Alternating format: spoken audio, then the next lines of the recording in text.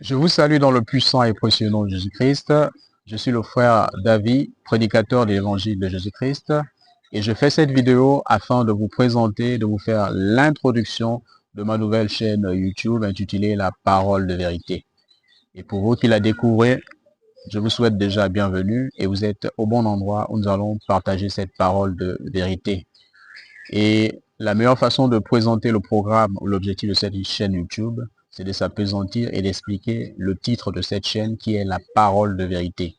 Ce titre, nous ne l'avons pas choisi au hasard, nous l'avons puisé dans les Saintes Écritures. Et ce titre est révélateur de tout ce qui se fera sur cette chaîne YouTube.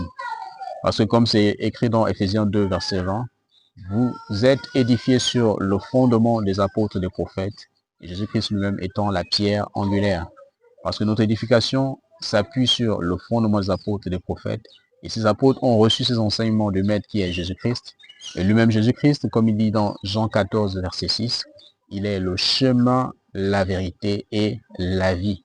Donc la vérité, c'est-à-dire la parole de vérité. Parce que selon Apocalypse 19, verset 13, Jésus-Christ est la parole.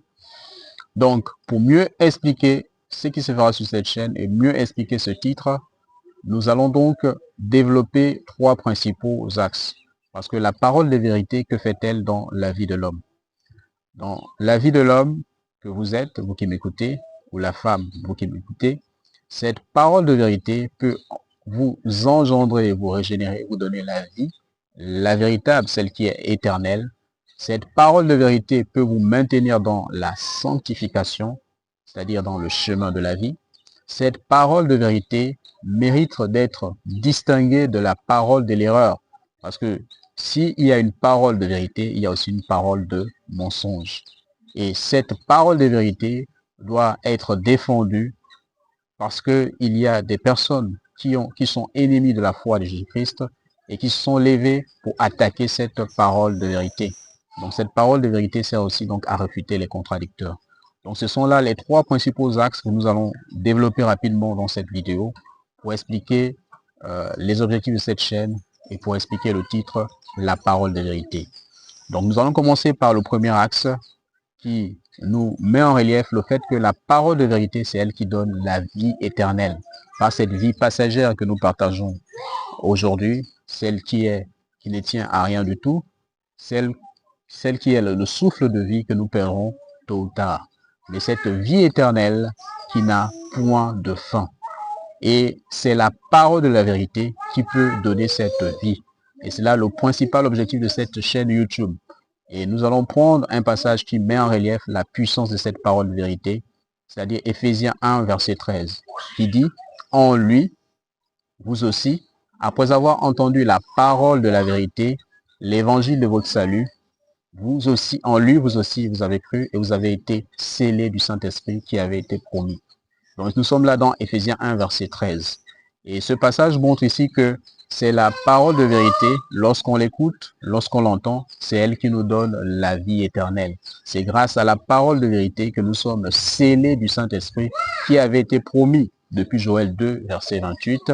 Et ce Saint-Esprit qui est descendu sur terre conformément à cette prophétie dans Actes chapitre 2. Et un autre apôtre le confirme, c'est l'apôtre Jacques. Jacques chapitre 1, verset 18 qui dit, il nous a, selon sa volonté, engendrés par la parole de vérité, afin que nous soyons en quelque sorte les prémices de ces créatures. Donc vous voyez que ces deux apôtres, l'apôtre Paul et l'apôtre Jacques, confirment que la parole de vérité est à l'origine de la nouvelle naissance et à l'origine donc de la vie éternelle. Et c'est par cette parole de la vérité que nous pouvons être scellés du Saint-Esprit qui avait été promis. Et ce Saint-Esprit dont parle l'apôtre Paul en disant dans 1 Corinthiens 3, verset 16, ne savez-vous pas que vous êtes le temple de Dieu et que l'Esprit de Dieu habite en vous? Et nous pouvons être une habitation de Dieu en esprit que par la parole de la vérité. Et c'est pourquoi dans cette chaîne YouTube, nous allons essentiellement nous appuyer sur cette parole de la vérité, afin que toi qui m'écoutes, si tu n'as pas encore été engendré par la parole de la vérité, tu le sois. Parce que comme le disait Jésus-Christ dans Jean 6, verset 63, les paroles que je vous ai dites sont esprit et vie. Donc dans la parole, il y a la vie. Et pas n'importe quelle vie, pas la vie qui est périssable, mais la vie éternelle. C'est pourquoi, mes frères, mes sœurs, vous qui m'écoutez, nous ne devons pas négliger cette parole parce que en cette parole, il y a la puissance, cette puissance qui donne la vie éternelle. Et cette puissance, le prophète Ézéchiel en a déjà parlé dans Ézéchiel 36, du verset 25 jusqu'au verset 27. Il met en relief ici la nouvelle naissance qui est donnée à travers cette parole de la vérité. Et donc, c'est l'objectif principal de cette chaîne YouTube, parler de cette parole de vérité afin que vos cœurs, selon la grâce de Dieu, puissent être touchés et puissent être régénérés. Et l'autre objectif aussi, une fois vous êtes né de nouveau, c'est de conserver la sanctification. Parce que selon 2 Corinthiens 7, verset 1, nous devons achever notre sanctification dans la crainte de Dieu. Et cette crainte de Dieu n'est mise en relief que par l'attachement à la parole de la vérité. Celui qui aime Dieu garde ses commandements, selon Jean 14, verset 15. Donc cette parole de vérité a aussi cette possibilité de nous garder dans l'amour du Seigneur, nous garder dans la sanctification. Comme le dit Jésus-Christ lui-même dans Jean 17, verset 17, sanctifie-les par ta vérité, ta parole est la vérité. Donc c'est la parole de vérité qui peut nous maintenir dans la sanctification. Parce que le mot sanctification veut dire mettre à part. Et nous ne pouvons être mis à part par rapport à ce siècle présent, dirigé par le Dieu de ce siècle, c'est-à-dire l'ennemi, Satan. Nous pouvons être mis à part, sanctifiés que par la parole de vérité. Parce que c'est la parole de vérité qui nous sanctifie. C'est en elle que nous pouvons être mis à part. Et donc, dans cette chaîne YouTube, il y aura des enseignements doctrinaux afin de achever vos sanctifications, afin de vous maintenir dans la sanctification, dans la crainte du Seigneur. Et au-delà de la nouvelle naissance et de la sanctification, la parole de vérité se distingue aussi de la parole de l'erreur. Parce que dans le siècle présent, il existe un évangile qui maintient les humains, les hommes et les femmes dans l'erreur. Un évangile de l'erreur. Non pas qu'il y ait deux évangiles, parce que l'apôtre Paul l'a dénoncé, la prétendue existence de deux évangiles. Il a dénoncé dans, je peux vous inviter à lire Galates 6 à partir du verset, Galates 1 à partir du verset 6 jusqu'au verset 9. Non pas donc qu'il y ait deux évangiles, mais parce qu'il y a des personnes qui renversent l'évangile de Christ enseignant autre chose. Il s'agit ici de cette parole du mensonge, cette parole de l'erreur. Et l'apôtre Paul a dénoncé cette parole dans 1 Thessaloniciens chapitre 2 au verset, à partir du verset 3 jusqu'au verset 4 que nous allons lire rapidement. Donc la lettre aux Thessaloniciens, 1 Thessaloniciens chapitre 2. Nous allons lire du verset 3 jusqu'au verset 4. Il est écrit, car notre prédication ne repose ni sur l'erreur, ni sur des motifs impurs, ni sur la faute. Mais selon que Dieu nous a jugés dignes de nous confier l'évangile, ainsi nous parlons non comme pour plaire à des hommes, mais pour plaire à Dieu qui sonde nos cœurs. On voit ici 1 Thessaloniciens chapitre 2, du verset 3 au verset 4, l'apôtre parle d'un évangile, d'une prédication de l'erreur. Et cette prédication de l'erreur a envahi le siècle présent. C'est elle qui domine le siècle présent. C'est cette prédication qui est plus connue dans le siècle présent. Nous aussi qui parlons, moi, votre frère qui parle, j'ai été aussi dans le passé, dans cette prédication de l'erreur. J'ai passé des années dans cette prédication de l'erreur, jusqu'à ce que le Seigneur me retire de là, à travers un homme qui m'a annoncé la parole de vérité. Et vous ne devez pas rougir ou à vous rembrunir par rapport à cela, parce que en réalité, des pères dans la foi ont connu aussi cette situation. Peut-être que toi aussi tu connais cette situation. Je vous parlerai de l'apôtre Paul. L'apôtre Paul était dans le judaïsme. Il était versé dans le judaïsme jusqu'à ce qu'il croise la vérité à travers Jésus-Christ sur le chemin de Damas dans Actes chapitre 9. Et il a été tiré de cette boue, de cette prédication de l'erreur, grâce à Jésus-Christ lui-même. C'est-à-dire lui qui est la parole de vérité. Et c'est la même chose que nous aussi nous avons connu dans le passé. Et nous avons croisé une personne qui nous a annoncé la parole de vérité. Et je prie le Seigneur que je sois aussi cette personne-là qui va bouleverser votre vie, non pas par ma puissance, mais par la puissance de la parole de vérité. Donc, comme je disais, nous aussi, nous étions dans l'erreur, parce que cette prédication de l'erreur a envahi le siècle présent. Et L'apôtre Paul a prophétisé cela, les temps que nous vivons, dans 2 Timothée. On va lire 2 Timothée, chapitre 4. On va lire juste à partir du verset 3. 2 Timothée, chapitre 4, à partir du verset 3, dit ceci. « Car il viendra un temps où les hommes ne supporteront pas la saine doctrine, mais ayant la démangeaison d'entendre des choses agréables, ils se donneront une foule de docteurs selon leur propre désir, détourneront l'oreille de la vérité et se tourneront vers les fables. » Ouais, ici, la vérité, ici, c'est Jésus-Christ. Jean 14, verset 6, que je vous ai déjà cité. Je suis le chemin, la vérité et la vie. Donc, dans le siècle présent, les hommes, les femmes vont détourner leurs oreilles de la vérité, c'est-à-dire la parole de la vérité, pour s'intéresser aux fables. Et ces fables-là sont annoncées par des prédicateurs qui annoncent ce que les hommes veulent entendre. Ils veulent être agréables aux hommes, contrairement à ce que l'apôtre Paul va développer dans 1 Thessaloniciens chapitre 2, verset 4, où il disait que nous, notre prédication n'est pas là pour plaire aux hommes. Mais il y a une prédication, malheureusement, dans ce siècle présent, qui est là pour plaire aux hommes. Et elle se détourne donc de la parole de la vérité et enseigne l'erreur. Tout ça pour des motifs impurs, parce que les hommes sont imbus par leur rêve, par leur désir, sont imbus par le siècle présent, ce siècle qui est voué à être détruit. Ils sont donc attachés à ce siècle présent, d'où l'évangile, la prédication de l'erreur qui domine. Et cela, c'est l'accomplissement de la prophétie de l'Antéchrist qui est annoncée dans Daniel 7, verset 25, parce que le projet de l'Antéchrist, c'est changer la loi de Dieu, c'est-à-dire éloigner les humains de la parole de vérité et leur enseigner l'erreur afin de les préparer à la fournaise de l'enfer.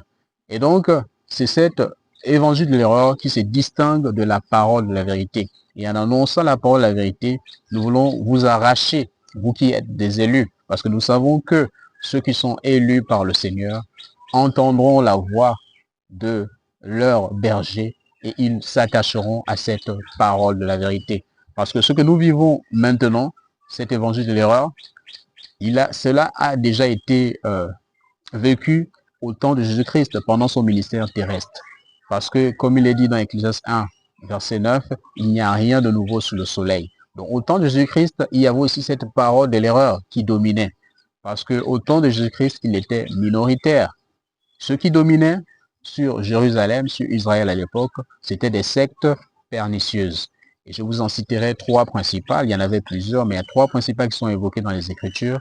Il y a les pharisiens, il y a les sadducéens, il y a les hérodiens.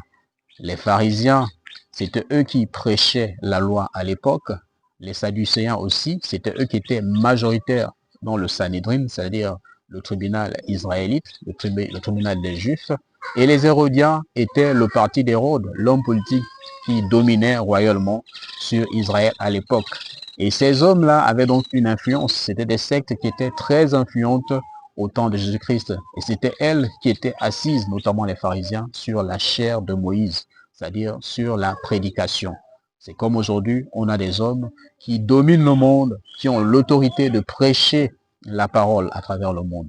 Mais malheureusement, ils ne connaissent ni la puissance, ni la force, ni la vérité du Seigneur. Ils enseignent donc une parole de l'erreur. Et c'est ce que Jésus-Christ avait dit à ces sectes pernicieuses, c'est-à-dire hérodiens, sadducéens et pharisiens.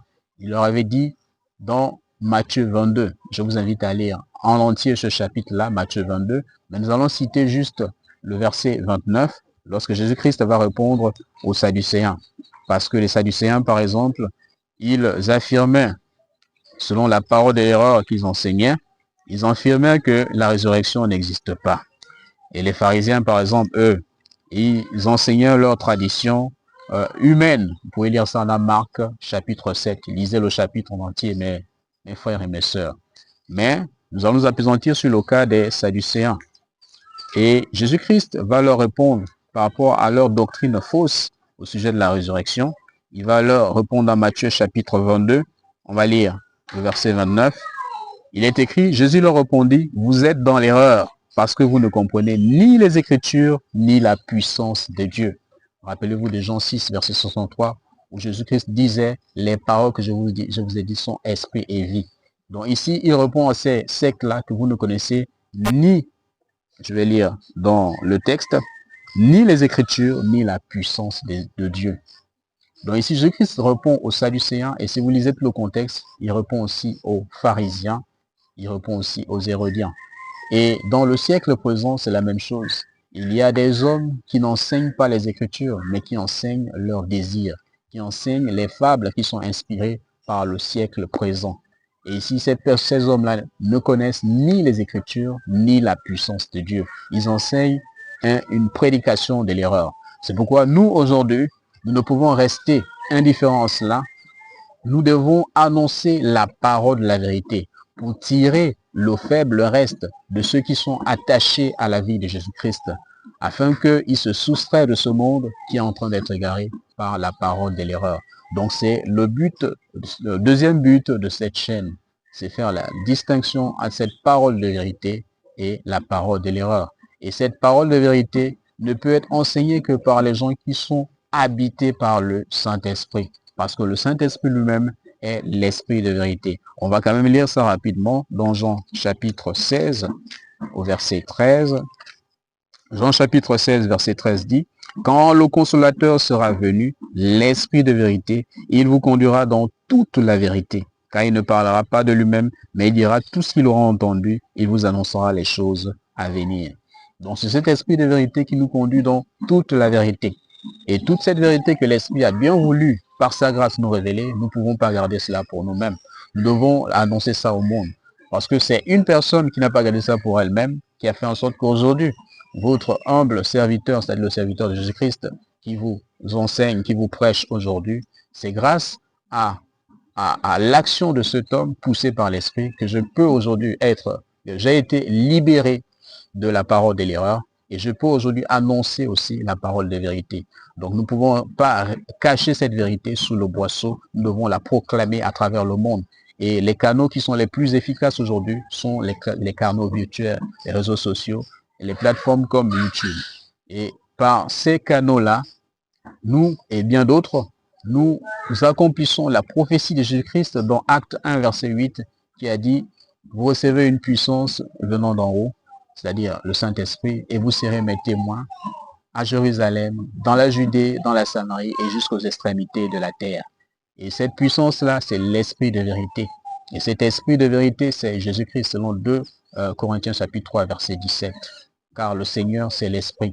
Et c'est par cet Esprit de vérité que nous vous enseignons dans cette chaîne, par la grâce de Dieu, la parole de vérité. Cette parole qui va transformer votre vie, cette parole qui va vous libérer de l'erreur, et faites cette parole que vous allez aussi défendre comme nous.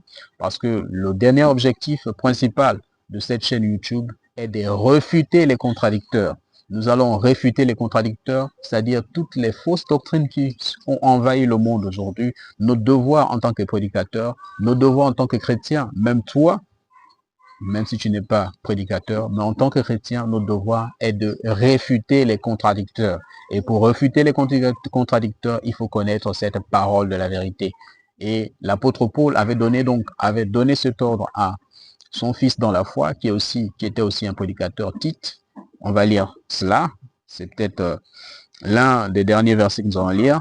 Tite chapitre 1, du verset 7 jusqu'au verset 9, il est écrit: car il faut que l'évêque soit irréprochable, comme économe de Dieu, qu'il ne soit ni arrogant, ni colère, ni adonné au vin, ni violent, ni porté à un gain déshonnête, mais qu'il soit hospitalier, ami des gens de bien, modéré, juste, saint, tempéré, attaché à la vraie parole telle qu'elle a été enseignée, afin d'être capable d'exhorter selon la saine doctrine et de réfuter les contradicteurs. Ce verset 9-là est vraiment très puissant. C'est-à-dire, le disciple de Christ, l'évêque, c'est-à-dire l'ancien, le prédicateur, doit être attaché à la vraie parole telle qu'elle a été enseignée, afin d'être capable d'exhorter selon la saine doctrine. Donc, nous devons être attachés à la vraie parole, c'est-à-dire la parole de vérité, telle qu'elle a été enseignée par Jésus-Christ, l'enseignant en chef, afin de réfuter les contradicteurs. Parce qu'il y a des gens dans le siècle présent qui se sont élevés comme ennemis de la foi, qui attaquent la parole de la vérité. Et nous, prédicateurs, nous devons réfuter ces contradicteurs. afin que le faible reste des élus, afin que les élus puissent rester dans la doctrine de Christ. Parce qu'il y a des gens qui enseignent le Seigneur, mais qui ne sont pas du Seigneur. C'est ce que le Christ dit dans Matthieu 7, verset 21, que ce ne sont pas tous ceux qui disent Seigneur, Seigneur, qui entreront dans le royaume des cieux. Donc il ne suffit pas qu'une personne dise Seigneur, Seigneur, dise que je suis apôtre, je suis prophète, que vous devez donner foi à cette personne-là. Il faut discerner les esprits. Et les discerner, c'est connaître la parole de la vérité, être comme les Juifs de Béret dans Acte 17, du verset 10 au verset 11, qui vérifiaient tout ce qui était enseigné par l'apôtre Paul pour savoir si c'est conforme à la parole, c'est-à-dire à la parole de vérité. Donc, mes frères, mes bien-aimés, donc nous devons être dans cette posture-là. Et nous devons nous maintenir, vous maintenir à travers cette chaîne dans cette posture-là, afin de vérifier la parole qui est enseignée. Est-ce qu'elle est la parole de vérité? Est-ce qu'elle est esprit et vie? Est-ce qu'elle est puissance du Seigneur? Donc ce sera là donc les objectifs de cette chaîne YouTube. Et je vais citer donc, je vais illustrer ce que je disais. C'est vrai que je donnais Matthieu 7, verset 21, mais aussi un passage intéressant qu'on peut lire pour que vous ne donnez pas foi à tous ceux qui viendront vous dire que je suis du Seigneur. Parce qu'il y a des gens qui sont ennemis de la foi, mais qui sont déguisés en ministres de la parole. Nous allons prendre ça dans 2 Corinthiens chapitre 11. 2 Corinthiens chapitre 11. On va lire à partir du verset 13. Ces hommes-là sont de faux apôtres, des ouvriers trompeurs déguisés en apôtres de Christ. Et cela n'est pas étonnant puisque Satan lui-même se déguise en ange de lumière. Il n'est donc pas étrange que ces ministres aussi se déguisent en ministres de justice. Leur fin sera selon leurs œuvres. Donc, vous voyez bien qu'il y a des ministres de la parole qui sont des ministres de la parole de l'erreur. Donc, c'est à vous de scruter les Écritures et de discerner ce qui est vrai de ce qui est faux, afin de voir qui sont les vrais prédicateurs et qui ne le sont pas. Et cela, c'est par rapport à la conformité des Écritures. Donc, mes frères, mes bien-aimés, mes sœurs, donc c'est là le programme de cette chaîne YouTube, la parole de vérité. C'est-à-dire un programme qui se décline en 3 ans que nous avons développé par la grâce de Dieu, dont la parole de vérité pour vous donner la vie, ceux qui ne l'ont pas encore, parce que c'est le but principal. Nous avons le ministère de la réconciliation, de réconcilier le monde avec le Seigneur, d'appeler les élus à entendre la voix du Seigneur, la parole de vérité. C'est donc cette parole-là qui engendre, qui donne la vie éternelle. C'est ça le but principal de cette chaîne YouTube. Mais en 2 aussi, il y a maintenir les enfants du Seigneur dans la doctrine de Christ en les sanctifiant par la parole de la vérité, conformément à Jean 17, verset 17. Parce que celui qui n'a pas la doctrine de Christ n'a point Dieu, selon 2 Jean, verset 9. Et l'autre objectif aussi, c'est le numéro 2, après la nouvelle naissance et la sanctification par les Écritures, c'est de faire la distinction entre la parole de la vérité et la parole d'erreur. Parce que, comme on l'a vu, il y a des personnes qui enseignent l'erreur selon 1 Thessaloniciens chapitre 2, verset 3. Ils enseignent cette erreur-là. Et enfin, le dernier objectif, c'est de refuter les contradicteurs. Donc, nous allons dénoncer beaucoup de fausses doctrines qui ont envahi le monde. Il y en a tellement. Et nous vous rassurons, nous ne le faisons pas seuls, parce qu'il y a d'autres prédicateurs qui ont le même esprit que nous, c'est-à-dire le Saint-Esprit, qui font ce travail. Et nous allons faire sur cette chaîne notre part, selon la grâce que le Seigneur nous donnera, et selon l'air que le Seigneur nous affectera. Donc, ce but final, donc, le troisième but, donc, c'est refuter les contradicteurs, c'est-à-dire ceux qui sont déguisés en ministres de Dieu, alors qu'ils sont des ministres de l'erreur. Donc, voici en quelques mots ce que nous allons faire sur cette chaîne YouTube. Et nous allons donc développer les thèmes en restant sur cette ligne, sur ce programme, selon ce que l'Esprit nous donnera. Et vous aussi, si vous avez des thématiques que vous aimeriez entendre, afin qu'ils soient développés sur cette chaîne YouTube, selon la grâce que le Seigneur nous donnera, nous vous écouterons et nous allons ensemble développer à la lumière de la parole de la vérité. Donc soyez bénis et restons attachés à la vérité du Seigneur. Je vous aime au nom puissant de Jésus-Christ. Amen.